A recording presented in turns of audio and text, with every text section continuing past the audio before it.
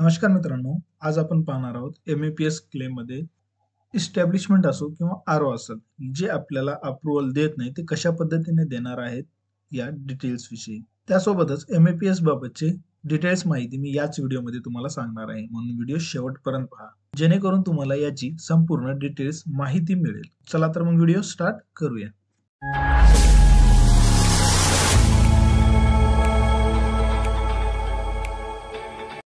तर मित्रांनो, एम-ए-पी-एस बाबतची संपूर्ण माहिती जाणून घेण्यासाठी तुम्ही जो काय ब्राउझर वापरता त्या ब्राउझर या ठिकाणी तुम्हाला सर्च बारमध्ये सिलेक्ट करून घ्यायचं आहे. maps.dvet.gov.in अशा पद्धतीने तुम्हाला या ठिकाणी सर्च करून घ्यायचं आहे. सर्च केल्याच्या नंतर हा जो काही इंटरफेस तुमच्या समोर येतो मित्रांनो, तो आहे एम-ए-पी-एस चा डॅशबोर्ड. यामध्ये तुम्हाला संपूर्ण माहिती या ठिकाणी मिळत आहे. आता काही विद्यार्थ्यांचा हा प्रश्न होता की आपल्याला आरूला कशा पद्धतीने कॉन्टॅक्ट करता येईल. तर बघा, कॉन्टॅक्ट तुम्हाला आरू लेवलला जर करायचं असेल तर या ठिकाणी जी काही ऑफिशियल वेबसाईट आहे या ठिकाणी जर बघितलं तर असे खूप सारे या ठिकाणी टॅब देण्यात आलेले आहेत. तर या ठिकाणीच बघितलं तर सगळ्यात लास्टचा टॅब या ठिकाणी कॉन्टॅक्ट असते. या ठिकाणी तुम्हाला क्लिक करून घ्यायचं आहे. जसे तुम्ही या ठिकाणी क्लिक करता मित्रांनो, क्लिक केल्याच्या नंतर या ठिकाणी थोडंसं स्क्रोल डाऊन जर आपण या ठिकाणी केलं तर खाली या ठिकाणी पहा मित्रांनो, यांचं संपूर्ण माहिती या ठिकाणी दर्शवण्यात आलेली आहे, ज्यामध्ये त्यांचा ॲड्रेस असून त्यानंतर त्यांची ईमेल आयडी आहे. त्याच्यानंतर काही टेक्निकल इश्यू येत असेल तर टेक्निकल इश्यूची या ठिकाणी तुम्हाला माहिती देऊ शकतात. हा तुमचा कॉन्टॅक्ट नंबर आहे मित्रांनो, तर त्यांना हा कॉन्टॅक्ट नंबर तुम्ही या ठिकाणी कॉल करू शकता आणि या ईमेल आयडीवर सुद्धा तुम्ही या ठिकाणी मेल करून त्यांना कॉन्टॅक्ट करू शकता. तर मित्रांनो, आजचा जो व्हिडिओ बनवण्याचा मुख्य उद्देश होता मित्रांनो, तो होता की इस्टॅब्लिशमेंट कशा पद्धतीने अप्रूव्हल देणार आहे, त्याच्यानंतर आर-ओ लेवल कशा पद्धतीने अप्रूव्हल या ठिकाणी देणार आहे. तर याच टॅबमध्ये तुम्हाला या ठिकाणी इन्स्ट्रक्शन मॅन्युअल पाहायचं आहे. इन्स्ट्रक्शन मॅन्युअलला तुम्हाला या ठिकाणी क्लिक करून घ्यायचं आहे. थोडंसं स्क्रोल डाऊन तुम्हाला या ठिकाणी करायचं आहे आणि या ठिकाणी पाहायचं आहे की कोणती नियमावली तुम्हाला या ठिकाणी पाहायचं आहे. जर इस्टॅब्लिशमेंट बाबत पाहिजे तर या ठिकाणी तुम्हाला PDF जनरेट होणार आहे. आर-ओची पाहिजे तर या ठिकाणी PDF जनरेट होणार आणि तुम्हाला स्वतः कॅन्डिडेटची या ठिकाणी काही नियमावली जर जाणून घ्यायचं असेल तर तुम्ही या ठिकाणाहून डाउनलोड करू शकता. तर आता जस्ट आपण थोडंसं इस्टॅब्लिशमेंट या ठिकाणी पाहूया. तर या ठिकाणी गो टू एक्सटर्नल साईडला म्हणायचं आहे तुम्हाला. जसं तुम्ही या ठिकाणी करता, एक नवीन पेज या ठिकाणी ओपन होणार आहे.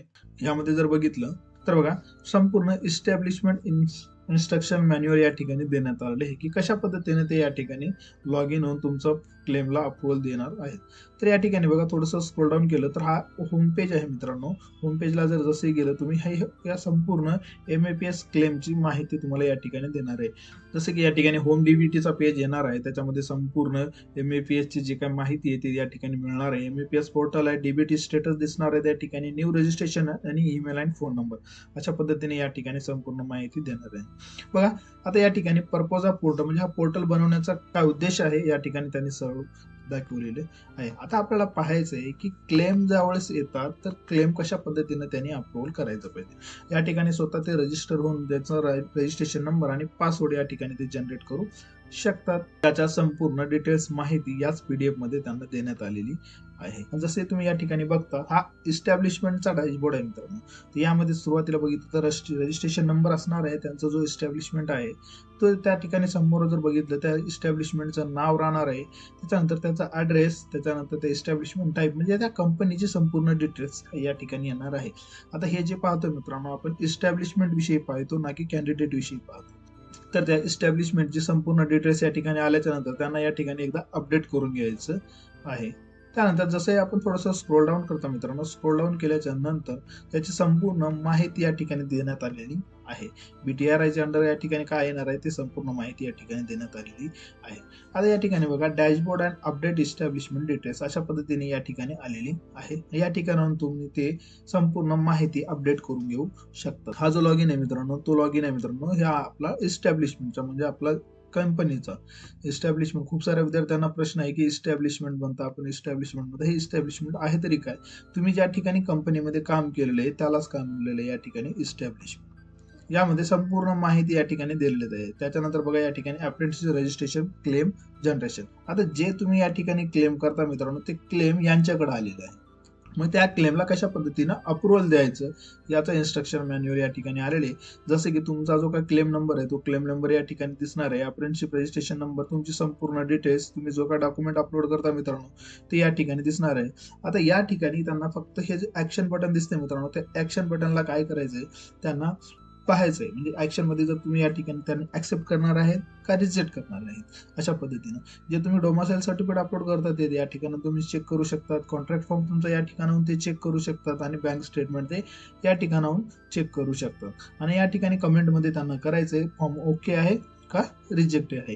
जर रिजेक्ट असेल तर रिजेक्ट करण्याचं काय कारण आहे ते या ठिकाणाहून ते करू शकतात. तर हे आहे सिंपल स्टेप मित्रांनो, जे की ते स्वतः लॉग इन होऊन तुमचा डॅशबोर्ड या ठिकाणी अप्रेंटिसशिपला या ठिकाणी तुम्हाला क्लेमला अप्रुव्हल देऊ शकतात. ते अशा पद्धतीने या ठिकाणी त्यांना दिसणार आहे. क्लेम सबमिट झालेला आहे, ऍक्शन अप्रेंटिस म्हणून दिसणार आहे आणि त्यांचं ऍक्शन डेट या ठिकाणी कधी किती तारखेला केलेलं आहे ते या ठिकाणी दिसणार आहे.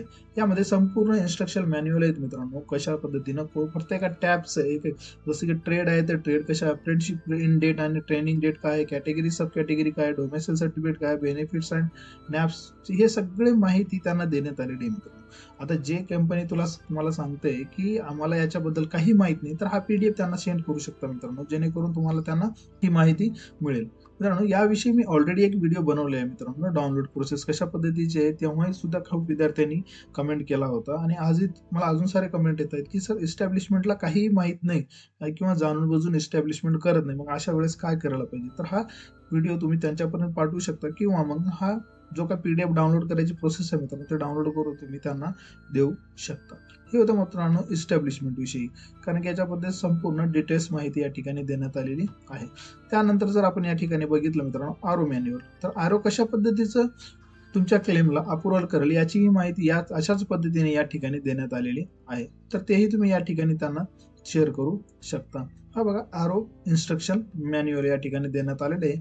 आता ज्यावेळेस तुम्ही क्लेम करता तो फर्स्ट स्टेज राहणार आहे या ठिकाणी तुमची इस्टॅब्लिशमेंट. आता इस्टॅब्लिशमेंट ज्यावेळेस होईल त्यावेळेस जो काय गव्हर्नमेंट अथॉरिटी असेल त्या गव्हर्नमेंट अथॉरिटीकडे हा क्लेम तुमचा जाणार आहे, म्हणजेच तुमच्या त्या आरो कडे या ठिकाणी जाणार आहे. मग या आरो लेवलला गेल्याच्या नंतर यांचं स्टेटस जे काय आहे ते वेगळं राहणार आहे. यांनी स्वतः कशा पद्धतीने या ठिकाणी रजिस्टर व्हायचं, कशा पद्धतीने या ठिकाणी क्लेम पाहायचं याचा संपूर्ण डाटा या ठिकाणी देऊ शकतो. आता या ठिकाणी बघा हे नंबर ऑफ क्लेम रिसिव्ड, म्हणजे या आरो कडून इस्टॅब्लिशमेंट कडून किती क्लेम रिसिव्ड झाले ते या ठिकाणी त्यांना दिसणार आहे. त्यानंतर या ठिकाणी जसंही बघता मित्रांनो नंबर ऑफ क्लेम प्रोसेस्ड, म्हणजे हे क्लेम आलेले आहेत त्यांनी प्रोसेस एवढे केलेले आहेत, नंबर ऑफ क्लेम अप्रुव्हल एवढे केलेले आहेत आणि नंबर ऑफ क्लेम पेंडिंग हे अशा पद्धतीचं या ठिकाणी दिसणार आहे मित्रांनो. तर अशा पद्धतीने तुम्ही हे संपूर्ण मॅन्युअलचं एकदा या ठिकाणी वाचन करू शकता मित्रांनो, म्हणजे तुम्हालाही या ठिकाणी काही अडचणी या ठिकाणी येणार नाही. त्यानंतर याच MAPS पोर्टलला जर आपण थोडंसं मेन पोर्टलला जसं येतं मित्रांनो त्या ठिकाणी आल्याच्या नंतर या ठिकाणी खूप सारे तुम्हाला या ठिकाणी टॅब दिसतात. या टॅबमध्ये तुम्हाला डॅशबोर्डमध्ये गेल्याच्या नंतर MAPS ला या ठिकाणी क्लिक केलं तर आतापर्यंत या ठिकाणी कोणाकोणाला किती फंड डिस्ट्रीब्यूट झालेले आहेत, किती फॉर्म आलेले आहेत, किती फॉर्म रिजेक्ट झालेले आहेत, कशा पद्धतीनं फंड डिस्ट्रीब्यूट झालेले आहेत या संपूर्ण माहिती मित्रांनो तुम्हाला या ठिकाणी दिसणार आहे. जसं की स्टुडंट रजिस्ट्रेशन हा रिअल डाटा आहे मित्रांनो. स्टुडंट रजिस्ट्रेशन या ठिकाणी 17,040 जणांनी या ठिकाणी स्टुडंट रजिस्ट्रेशन केलेलं आहे. त्यापैकी इस्टॅब्लिशमेंट किती रजिस्ट्रेशन आहे तर त्यांचं 29,175 हे इस्टॅब्लिशमेंट आहेत मित्रांनो, म्हणजे कंपनी या ठिकाणी रजिस्टर झालेली आहेत आणि तेच कंपन्या या ठिकाणी त्या मुलांचे अप्रुव्हल या ठिकाणी देण्याचं काम करतात मित्रांनो. जी कंपनी या ठिकाणी अप्रुव्हल झाली नाही तर त्यांच्याकडे हा ते क्लेमचा प्रकारच या ठिकाणी त्यांना दिसणार नाही. म्हणून त्यांनाही जे आपल्या या government under Maharashtra government under येतात मित्रांनो तर त्यांनीही या ठिकाणी स्वतः सेल्फ जे की या ठिकाणी अप्रुव्हल होऊ शकतात. त्यानंतर या ठिकाणी नंबर ऑफ क्लेम सबमिटेड जर बघितलं तर 94,345 जे काही क्लेम आहे ते सबमिट झालेले आहेत आणि नंबर ऑफ अप्रुव्हल जर या ठिकाणी आपण बघितलं 16,541 या ठिकाणी क्लेम जे आहेत ते अप्रुव्हल झाले. तर या दोघांमध्ये जर बघितलं मित्रांनो खूप डिफरन्स दिसते, 94,345 आणि 16,541. पण जे क्लेम असे आहेत की इस्टॅब्लिशमेंट कडेच अडकून पडलेले आहेत, जे की त्यांना अप्रुव्हलच भेटलेलं नाही अजून, ते या ठिकाणी येणार नाही. म्हणून या ठिकाणी अप्रुव्हल फक्त किती आहे 16,541 विद्यार्थ्यांनाच आजपर्यंत जे काही फंड आहे ते त्यांच्यापर्यंत या ठिकाणी मिळालेलं आहे. जसं की स्टेटस पेंडिंग दाखवत असेल किंवा क्लेम राईज जर दाखवत असेल किंवा तुमचा आधार जो काय बँकेला लिंक नसल्यामुळे तुमची पेमेंट या ठिकाणी फेल झालेली आहे मित्रांनो. आता ज्यांची पेमेंट या ठिकाणी फेल झाली होती तर त्यांनी या ठिकाणी वेट करायचे. फायनल स्टेज जसे येईल त्यांची तर त्या नेक्स्ट स्टेजमध्ये तुमचं जे काय राहिलेलं पेमेंट आहे ते या ठिकाणी तुम्हाला मिळून जाईल.